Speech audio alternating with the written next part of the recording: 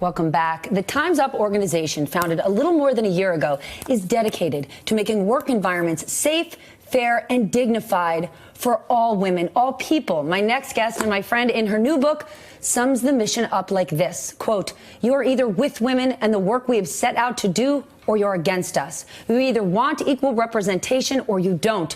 You're either a cog in the machine or a key in the ignition. You are either the ticking of the clock or you're the times that's up, or you are time's up. Pick a side." Joining me now, Amber Tamblyn, author of Era of Ignition, Coming of Age in a Time of Rage and Revolution. Please read this book. It is deeply personal and it's relatable. And even though you've got rage in here, to me, a central theme is love and togetherness. Walk me through what this idea is, the Era of Ignition, because you started to explain it. How does it work? For people who haven't read it, what's your goal? So I think the most important factor of this book to me is to talk about proactivity, sort of in the post-experience of all of this rage and momentum and this chaos that everyone has been feeling, whether you're a man or a woman, no matter what that is. What does this condensed change and movement look like now that everyone is sort of feeling fueled and inspired? And I really make the argument that we are in a particular type of era where people are coming into their own, both individually, but also as a country. We are shaking up the entire foundation of who we are and what we believe, and that is good, that from the chaos comes clarity. And I make a strong argument that we shouldn't be afraid of everything that's going on right now, as terrifying as it is, that it's okay to feel the confusion. But when we shake it up, are we opening this door to what I believe is a false narrative that there's a war on men? Because if you turn on conservative media at night, they'll tell you that every night of the week. And that narrative does have lots of people out there shutting the door, saying feminists, they're out to get us. This movement, they want to take all men down. Yeah, but there's a counterpoint to that, which is you. You know, there's a counterpoint to that, which is me, which is so many people that we know. And all any of us individually can do is keep pushing against that narrative. And a lot of this will take perseverance and patience in what we do, and understanding that they do aim to see everything that's been happening as just a fad that's going to pass, as something that's eventually going to end. And that's our work individually. One of the most important things about this book, too, is that it's also for men to read and to look at and to say, I don't consider you the enemy. I love men. I'm married to a man. Like, I love them. They're amazing. I want them to feel engaged and part of the conversation, and like they have something to offer when they want to support women, when they want to support any movement, just like I would want that in return. And the people that want to stick with a single-minded narrative like what Fox News provides in those types of capacity, that sort of salacious talk, then they can stay there. But the rest of the world is going to keep moving, because that's the only choice that we have. Is it too soon to talk about forgiveness? Is it too soon to address, do we forgive bad behavior?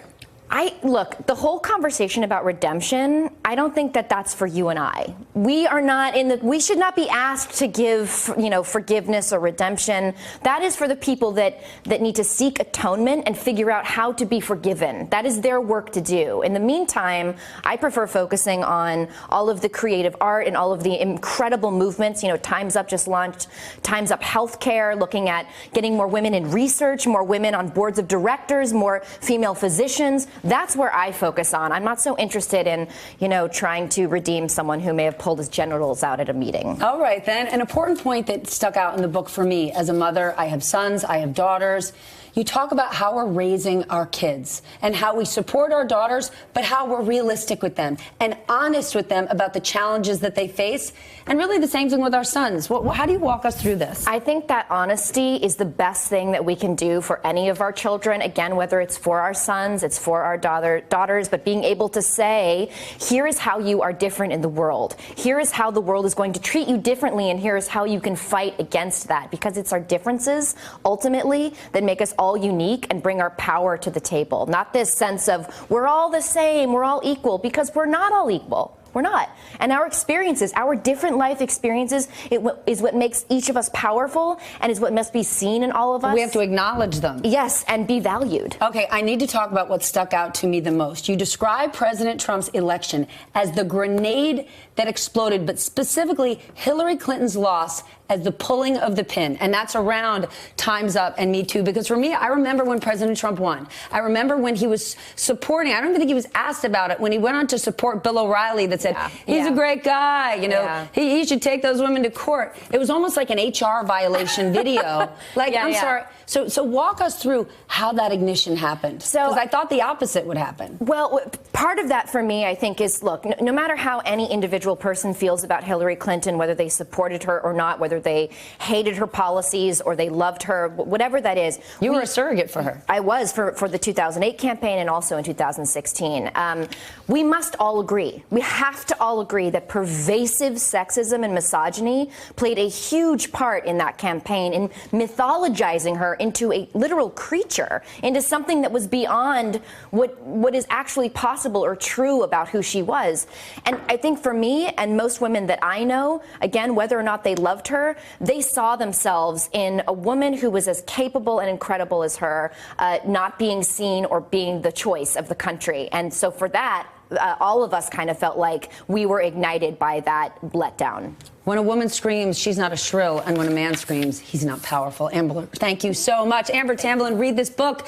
It's a great one. Hey there, I'm Chris Hayes from MSNBC. Thanks for watching MSNBC on YouTube. If you want to keep up to date with the videos we're putting out, you can click subscribe just below me, or click over on this list to see lots of other great videos.